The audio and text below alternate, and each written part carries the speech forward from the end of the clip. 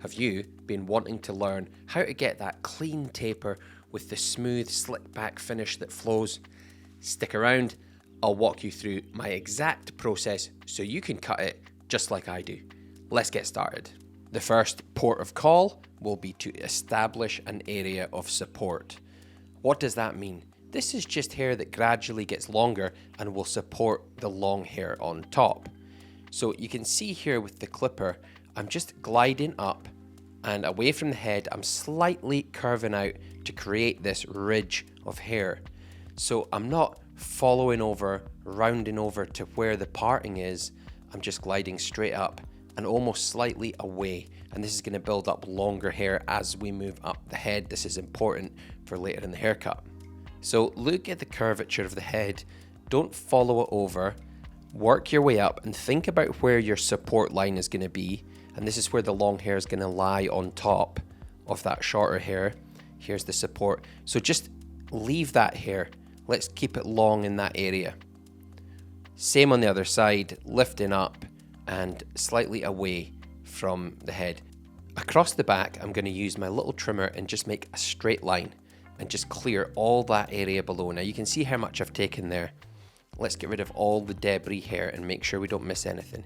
Now this taper blade, it rocks. Okay, so see that angle? We want to curve out using that angle on the blade. So I'm just moving up about half an inch. Make that line a little bit higher so you can see that we have this like darker area of stubble. And I'm going to click back to the 0 now and see if I can get rid of the little area that joins up my 0 and my area of stubble. So we can progress now onto the number 1. And this method of tapering is just a process of going backwards and forwards with different lengths as you work your way through the taper. Don't be afraid to take a step back and get a lower clipper number or a higher one. So I'm stepping back here now with the half guard. Lots of clippers come with a half guard, and I'm just going to pick away to try and make sure I've got all the lines and it's a smooth blend.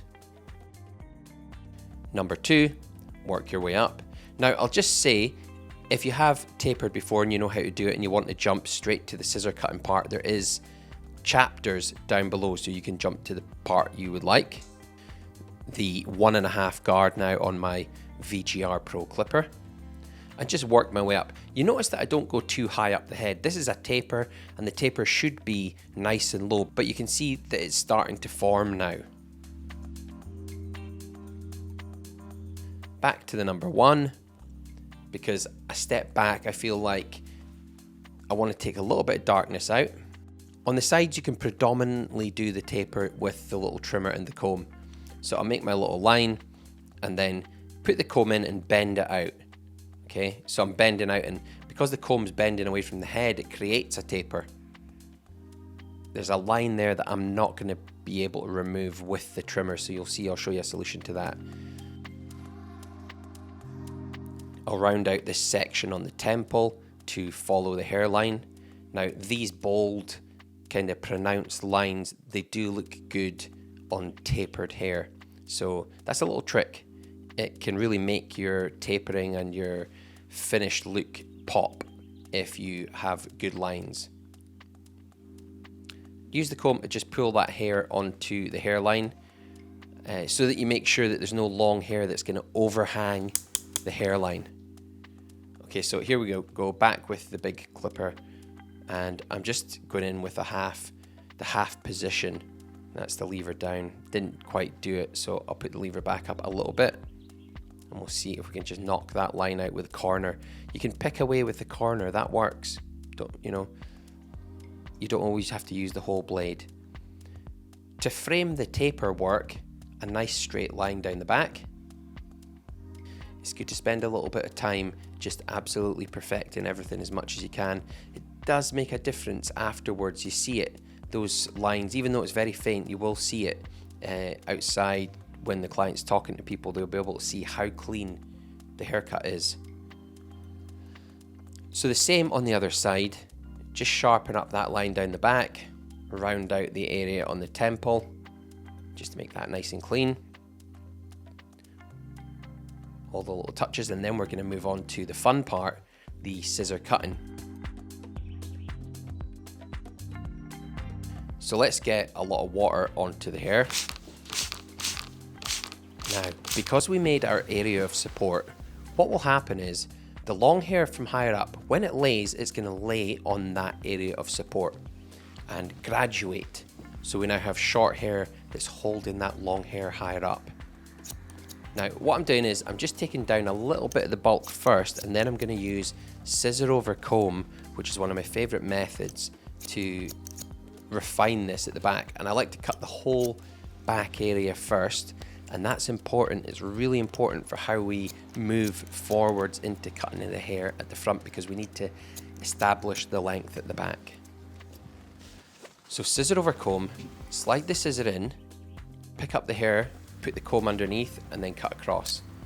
Now, I work from top to bottom, and as you're getting down towards the bottom, you should be taking less and less off, down to the point where the clipper was. So this is around about the number 3 that I used on the clipper. Okay, because we don't want to decimate our area of support, so in that area, don't be going in too tight.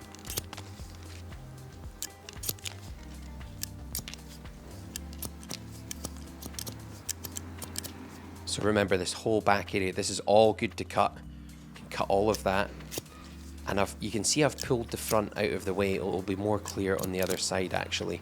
So let's just get that out of the way and pull the back all in towards the back, so that when we move on to the front, that entire back area is complete. Working your way down until there's nothing left, remember. Okay, a little bit of smoothing over.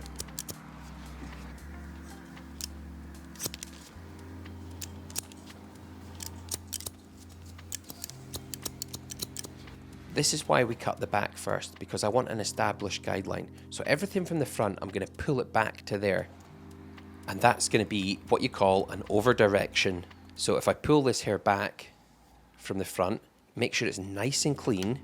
Okay, you can see I've got it nice and tight. And I'm pulling it back to where the short hair at the back is. So it needs to actually be quite long to reach there. And the more that I move forward, the longer that hair needs to be to reach my guide at the back. I'm getting it nice and smooth, really tight and smooth. Get the teeth right in at the root, comb right through, and then pull it all back and at the front. Now look, I've got it, and I'm thinking about cutting it, and then I think, no, it's not smooth enough. Let's get it really, try and get this as smooth as possible, and then we can cut. Now this is important. This is how you're going to get all that movement, that swept back look. Okay, you will have an extremely long part right at the front here. I always cut this to about the corner of the eye. You can see here. So this is perimeter cutting now. Just trim that perimeter down. Okay, perfect length. Now it will be super long on the bridge of the nose. There's going to be a point, and the same right down the middle of the middle part. It will be long. But I'll show you how to deal with that. Okay, real quick. If you're watching this and you're just getting into cutting hair, you need a solid pair of scissors. And these are seriously a great place to start. They're made with a high quality Japanese steel, which basically means they stay sharp longer and they give you really clean, easy cuts, no tugging or uneven lines. The blades have this special curved edge called a convex edge. So even if you're still learning your technique, it helps make your cuts smoother and more controlled. They are super beginner friendly. They also come with this nice leather zipper case, so you can keep them safe and in top shape when you're not using them. If you're learning to cut hair at home or thinking about going pro, these are a great investment to start with. The link's in the description if you want to check them out. Now back to the video. So at the front, let's just pull this down, straight down, and then cut the point off. Okay, that's that point dealt with. And then right down the middle part, I'm going to lift up hair all the way from the front to the back and just cut the point off, because that point is too long. It's an area that almost doesn't get cut with the technique that we've been using, so you just need to take that off at the very end. I'm going to use some Insight styling cream to blow dry this. Something I don't talk about a lot is blow drying in my videos. What I'll be doing is often as I blow dry on hot, and then when I get an area fully dry, I switch the hairdryer to cold. That's going to give the hair so much more hold if you can cool it down first. On this hair type, make sure that it's fully dry, so 100% dry plus 20%. And you can see how it flows. I think that product really helped.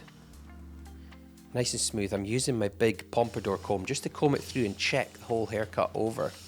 Now I want to show you a little tip here because I have some flyaway hairs there just at the front and I want to get a little bit more hold. So I'm going to spray a little bit of hairspray onto my big comb and then just go in at the front just to pick up those flyaway hairs. I don't really want to put hairspray in the whole haircut because I don't really like hairspray, I'll be honest. It's too final for me, it's too rigid. But here is the end product, this is the cut. I'm quite happy with it. We've got nice flow, nice length, very clean with the taper, always looks great on black hair, a taper. So do you think that you could do this yourself? If you do, have a go and drop your comments below, any questions, tell me what you think. If you would like to learn more on a deeper level from me, you can join as a channel member and there's master classes in there, or you can get in touch with me directly. Thanks for watching.